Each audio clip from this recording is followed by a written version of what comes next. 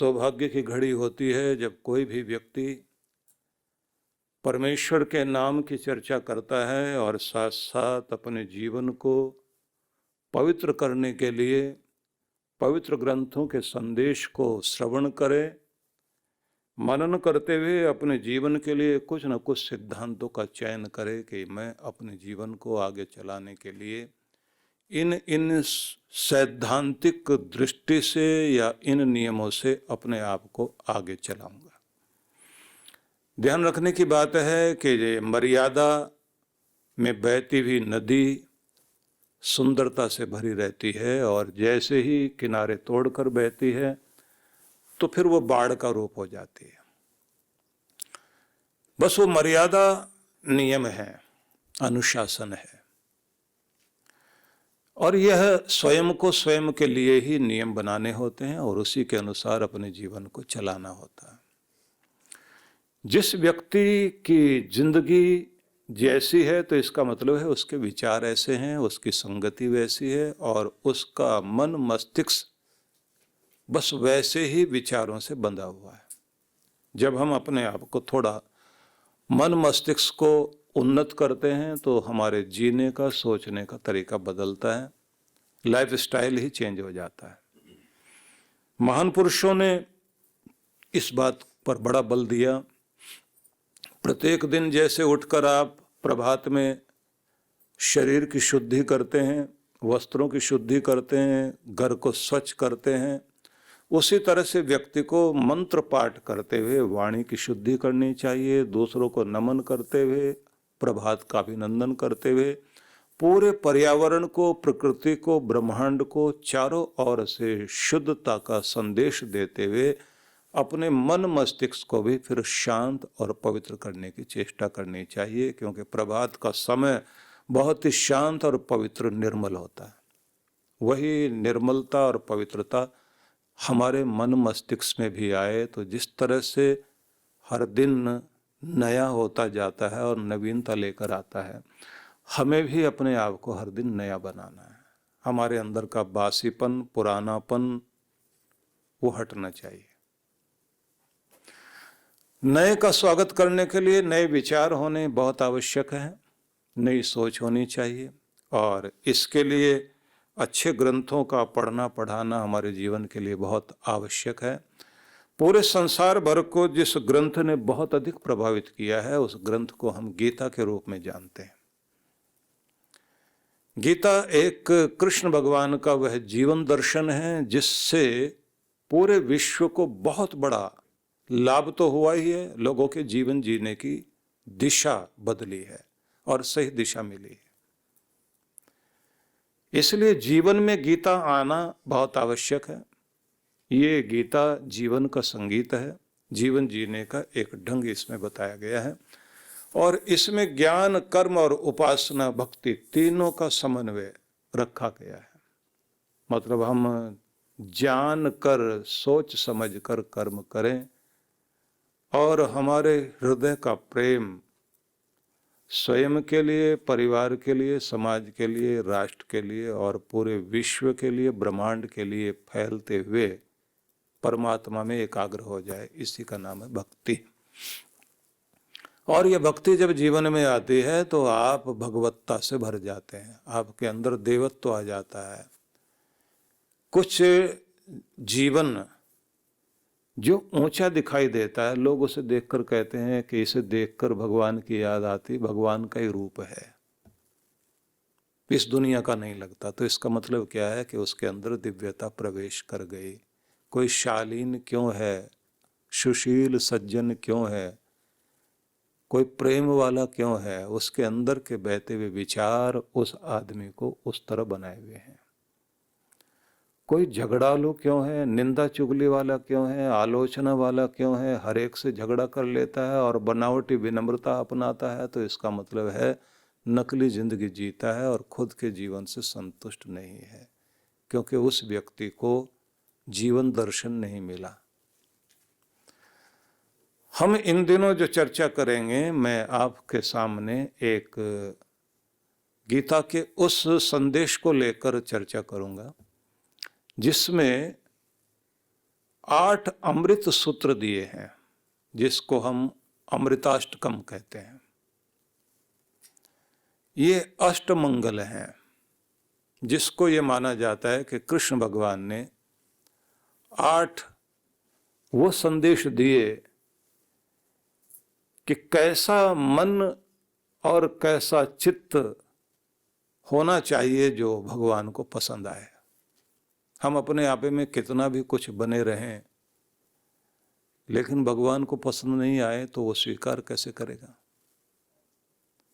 तो उसे पसंद आए और वो हमें स्वीकार करे, इस पर भी हम लोग चर्चा करेंगे। और यह चर्चा 8 सूत्रों में होगी। लेकिन उससे पहले आज के दिन हम लोग ये समझें कि जो भगवान को पसंद है वह क्या चाहता है। उस पर चर्चा करने के साथ साथ थोड़ी सी ये चर्चा भी करेंगे कि भगवान जिन भक्तों को पसंद करते हैं तो वो भक्ति है क्या। यहूदी ग्रंथों में एक चर्चा है कि यहोवा को क्या पसंद है, मतलब उस ईश्वर को क्या पसंद है। तो उसी के साथ में ये लिखा है कि क्या पसंद नहीं है। तो लिखा है कि घमंड से चढ़ी हुई आंखें, झूठी गवाही देती ही जीवा, और गलत रास्ते पर चलते हुए पांव, हक छीनते हुए हाथ उस मालिक को पसंद नहीं है। क्योंकि ये बात आती है कि भगवान को क्या पसंद है। तो फिर पसंद क्या है? विनम्रता और प्रेम से भरी हुई आंखें, और सच का साथ देती हुई जीभ, और सही मार्ग पर चलते हुए पांव, अपने अधिकार के साथ साथ दूसरों के भी अधिकार के लिए उठते हुए हाथ, उस प्यारे प्रभु को पसंद है। तो वो हमें स्वीकार कर सके तो उसके लिए हमें कुछ न कुछ इस तरह की चीज जरूर करनी चाहिए कि हम उसके लाडले, उसके प्यारे हो सकें। कोई माँ बाप का लाडला बनता है तो उसके पास कोई न कोई गुण तो ऐसा होता है। कोई देश को पसंद आए, राष्ट्र के लिए ऐसा प्रिय बन जाए। कोई सत्य प्रिय होता है, कोई भगवत प्रिय होता है। नाम सत्य प्रिय रखें, धर्म प्रिय रखें, लेकिन दिखाई भी तो देना जीवन में। तो ये सब चीजों के लिए हम क्या कर सकते हैं, ये सारी चर्चा हम लोग करेंगे। लेकिन उससे पहले गीता को थोड़ा सा ध्यान में रख करके हम इस तरह से समझ लें कि भगवान श्री कृष्ण जब अर्जुन को ये कहते हैं कि वह जो संसार का स्वामी, जो कण कण में व्याप्त है, वो कहाँ है। तो उन्होंने कहा, ईश्वर सर्वभूतानां हृद्देशे अर्जुन तिष्ठति। हृद्देशे, ये जो तुम्हारा हृदय है, यहां बैठा हुआ है, मतलब तुम्हारे अंतर में तुम्हारा परमात्मा। ईश्वर सर्वभूतानां, सभी प्राणियों के हृद्देशे अर्जुन तिष्ठति। हे अर्जुन, सबके हृदयों में भगवान का वास है। फिर पूछा, करता क्या है? बोले, घुमा रहा सबको। कैसे घुमा रहा है? भ्राम्यन सर्वभूतानि यंत्र रूढ़ानि मायया, अपनी माया से, अपनी लीला से पूरे इस प्राणी मात्र को घुमा रहा है, जैसे कोई यंत्र पर रखकर किसी चीज को घुमा दे। कोई लट्टू घुमाते हैं ना बच्चे, ऐसे गोल गोल। अब उस पर चींटी बैठी हुई हो और वो गोल गोल घुमा दिया जाए तो वो चींटी चक्कर काट रही हो, बस ऐसे हम चींटी की तरह से चक्कर काट रहे हैं, घुमा रहा है वो। और फिर पूछा गया कि वो कैसे घुमाता है। बोले, प्रकृति के अंदर जो गुण दिए भगवान ने, सत्व, रज और तम, उन प्रकृति के से ही हमारा शरीर आता है, और इन तीनों गुणों से युक्त हमारे शरीर की रचना हुई। और कमाल ये है कि इन तीनों में से कोई भी गुण प्रभावित होता है, प्रभावशाली होता है, तो उसी के अनुरूप हम जिंदगी जीते हैं। सत्व गुण बढ़ा हुआ तो बड़ा शांति वाला, सहनशील, क्षमाशील, दया वाला, प्रेम वाला, सहज भाव वाला, ऐसा जीवन जिएगा। राजसिक व्यक्ति है, राजसिक गुण व्यक्ति के जीवन में ज्यादा जागे हुए हैं। प्रकृति का ये राजसिक गुण क्या कराएगा, बात बात में गुस्सा आएगा, थोड़ा सा किसी ने छेड़ दिया आपे से बाहर हो जाएगा। और अगर इसी के साथ तामसिकता आ गई तो या तो सोया रहेगा, उठेगा तो झगड़ा करेगा, व्यसन करेगा, दूसरों के अच्छे करते हुए की मजाक उड़ाएगा, खुद कुछ बना नहीं सकता, बने बनाए को तोड़ेगा जाकर। बोले ये खेल ऐसा क्यों कर रहा है कोई, बोले अंदर की प्रकृति नचा रही है उसको। तो इसका मतलब भगवान करा रहा है, बोले बिल्कुल नहीं करा रहा। भगवान ये कहते हैं तीनों गुणों से अतीत हो जाओ, गुणातीत होकर आओ तो फिर मेरे बनो। और अगर इन्हीं के चक्कर में पड़े रहे तो ये तुम्हें नचाते रहेंगे। लोग कहते हैं मैं तो झगड़ा नहीं करता, लेकिन लोग हैं ही निकम्मे, दुष्ट, झगड़ालू, भड़काते हैं हमको, तो हमें क्या करें फिर? खरे आदमी, सच्चे आदमी है तो करना पड़ता है। बात यह नहीं है, आपके अंदर चिंगारी है, बस किसी ने दूर से आग दिखाई, क्योंकि आप अत्यंत ज्वलनशील पदार्थ बने बैठे हैं, आपको तो ईंधन बने बैठे हो, आपको तो चिंगारी चाहिए। और ईंधन भी कोई साधारण नहीं है, आप पेट्रोल बनकर बैठे, पेट्रोल भी अलग चीज है, उससे भी आगे गैस बने बैठे हैं आप। तो एलपीजी गैस जो होती है ना, उससे भी कोई भयंकर होती होगी। अब एलपीजी गैस जो है उसको आप देखिए, जो आपके पास जिससे आप आग जलाते हैं उसमें तो कितनी छोटी सी चिंगारी निकलती है, वो आपको दिखाई भी नहीं देती। आपको नहीं दिखाई दे रही, उसको दिखाई दे रही है जिसने भड़कना है, जिसने जलना है। किसी ने बस उंगली से, अंगूठे से इशारा कर दिया, ऐसे बस इतना ही किया है, तो भड़क गया आदमी, मारने मरने पर तैयार। हिम्मत कैसे पड़ी ये बता पहले तो, मेरी तरफ उंगली उठाने की हिम्मत। पता होना चाहिए मैं हूं कौन। और बाद में पता लगता है कि दोनों एक कीचड़ का खेल खेलने के लिए तैयार हो गए। कीचड़ में खड़े हुए आदमी ने उंगली से इशारा कर दिया और कहा आओ दोनों इस डर्टी गेम को खेलते हैं, मैं कीचड़ में हूं, तू भी आ, दुनिया तमाशा देखे। है आपके अंदर, बस बाहर वाले ने थोड़ा छेड़ा और लोग शर्त लगाते हैं कि देखो मैं भी करता हूं, देखना ये कैसे अभी उबलेगा, कैसे भड़केगा। पहले नवाब लोग जो है वो मुर्गे लड़ाते थे और नाम रख लेते थे, दोनों का नाम मुर्गों का रखा हुआ, मुर्गे लड़ रहे हैं और दोनों दो ग्रुप बन गए हैं, तमाशा देख रहे हैं लोग। आजकल लोग मुर्गे नहीं लड़ाते, आजकल ऑफिस में आदमी मुर्गा बना देते हैं लोग। दो दल बन जाएंगे और दो मूर्खों को करेंगे आगे और उसे कहेंगे घबराना नहीं, मैं हूं साथ में, देखना भी। मूछ का सवाल है। अपना नाम देख, तेरी कितनी बड़ी इज्जत, अरे इसकी क्या औकात हो, तुम्हें छेड़ दे, मैं हूं साथ में। अपने घर का मसाला लगाते हैं लोग और मूर्ख लड़ रहे हैं। तो प्रकृति लड़ा रही है, माया लड़ा रही है। बात ये नहीं, आपके अंदर है ना कुछ, आपके अंदर कुछ ऐसी चीज है जो सुलगती है।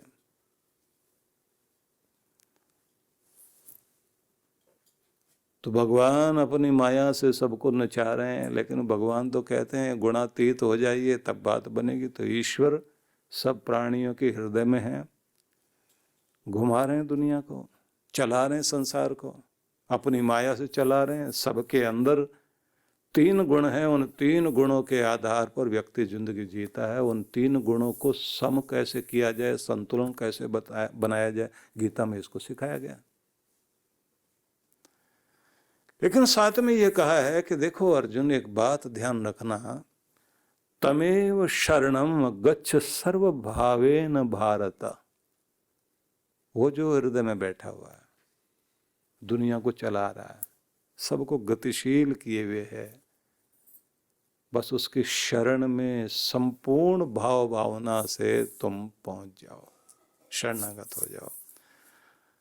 क्या होगा? तत्प्रसादात पराम शांतिम स्थानम प्राप्स्यसि शाश्वतम। उससे तुम्हें जो लाभ होगा, उसकी कृपा से जो लाभ होगा, शांति मिलेगी।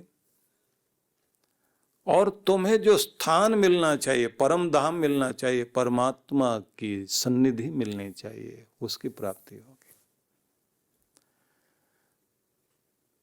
ये ध्यान रखने वाली बात है कि परमात्मा के शरणागत हो जाएं तो कैसे? दो तरीके होते हैं शरणागति के। एक को कहा गया है कि बिल्ली जैसा, और एक को कहा गया है बंदर जैसा। इन दोनों में से कौन सा आपने अपनाना है वो आप देखिए। बंदरिया अपने बच्चे को लेकर जाती है तो उसे क्या कहेगी? मुझे पकड़ कर रख, मैं तुम्हें जहां ले जाना वहां लेकर जाऊंगी, और अगर तूने छोड़ दिया तो मेरी कोई गारंटी नहीं, तू गिरे, चोट खाए, जहां पहुंचाना है सुरक्षित स्थान पर वहां ना पहुंचे, मैं पहुंचाऊं, पकड़ मुझे। भगवान ने भी कह दिया मुझे पकड़ो, मैं लेके चलता हूं।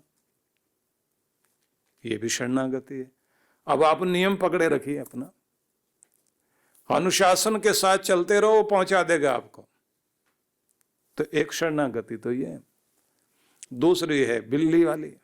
अब बिल्ली का बच्चा वो अपने आप को अकिंचन बना देता है, मैं कुछ भी नहीं, शरीर निष्प्राण, अपने आप को निष्प्राण कर लिया, जैसे प्राण है ही नहीं, मुर्दा की तरह पड़ा हुआ है।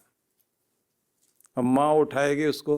बिल्ली दांतों से चूहे को पकड़ती तो कैसे पकड़ती? काटेगी, मसल देगी, उसके प्राण ले लेगी। उन्हीं दांतों से वो अपने बच्चे को पकड़ती। और बिल्ली जब अपने बच्चे को लेके जाती है, बच्चा ऐसे लटका रहता है, उछलती है, उछल करके एक दीवार से दूसरी दीवार पर जाएगी, और बच्चा बिल्कुल अपने को ढीला छोड़ लेता है। कि एक तरीका यह है कि जैसे वो रखे, जैसे खिलाए, जिस हालत में रखे, आप उसे स्वीकार कर लें और कहें अब तेरी मर्जी। एक तो है ना मेरी मर्जी, एक है तेरी मर्जी। अब जहां मेरी मर्जी वाले लोग हैं ना, उनकी आप सुनेंगे तो क्या गाना गाते हैं। अपनी बारात में मैं ना जाऊं, मेरी मर्जी, चौराहे पर खाट बिछा के सोऊं, मेरी मर्जी, मुझे कोई टोके नहीं, मुझे कोई रोके नहीं। और पता नहीं कैसा कैसा गाना है ना, मैं चाहे ये करूं, मैं चाहे वो करूं, मेरी मर्जी। अब ये गाना सारी दुनिया गा रही बैठ के, बच्चे गा रहे हैं। आप कहेंगे कोई गाता नहीं दिखाई देता? जिंदगी में दिखाई देता है ना। मुझे टोकना नहीं, मुझे रोकना नहीं, मुझे कुछ बोलना नहीं, मैं जो कुछ करूं मेरी मर्जी।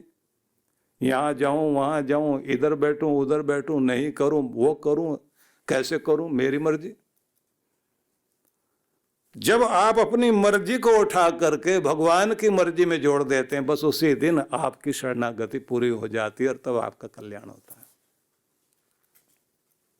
या तो अकल लगानी है तो बस इतनी अकल लगाओ कि पकड़ के रखो उसे, या फिर अकल नहीं लगानी तो फिर ये जैसे ले चले उसकी मर्जी, मैंने तो अपनी मर्जी छोड़ दी, तो मेरी मर्जी नहीं तेरी मर्जी। तो भजन गाते हैं ना गुरु का, ये मेरी अर्जी है, मैं वो हो जाऊं जो तेरी मर्जी है। ये मेरी अर्जी है, मैं वो हो जाऊं जो तेरी मर्जी है। अब आसान तो नहीं है कि जो गुरु चाहे शिष्य वैसा होने के लिए तैयार हो जाए। और जब ये कहे कि जब बात दीवानों की हो तो ये कहा जाए कि दीवानों में मैं था सबसे बड़ा दीवाना। इतना बड़ा दीवाना कि और कुछ सूझे नहीं, केवल मेरा गुरु, केवल मेरा गुरु। तो या तो मर्जी अपनी,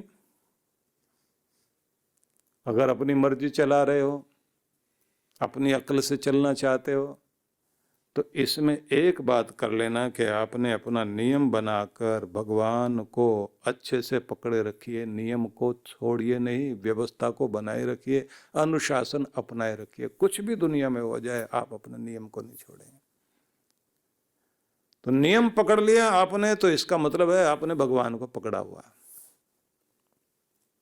भगवान को पकड़ने का एक ही रास्ता है, आप हाथ से नहीं पकड़ सकते, वो पकड़ में किसी की आता ही नहीं।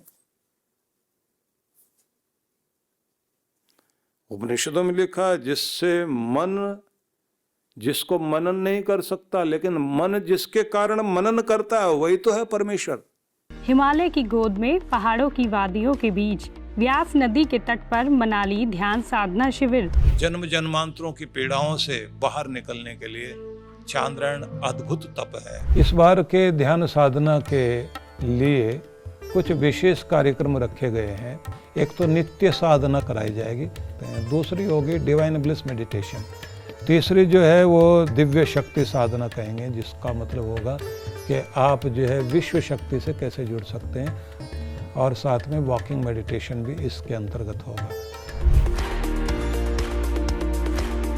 मन को बहुत शांति मिली, एक अद्भुत आनंद प्राप्त हुआ। जिस माइंडसेट और जिस भारी मन से मैं आई हुई थी यहाँ पे, वो काफ़ी कम हुआ है। और every time whenever I come for this शिविर, I feel something different, a new energy in me. Thank you to Maharaj Shri and thank you to all of you. तो आज ही पंजीकरण कराएं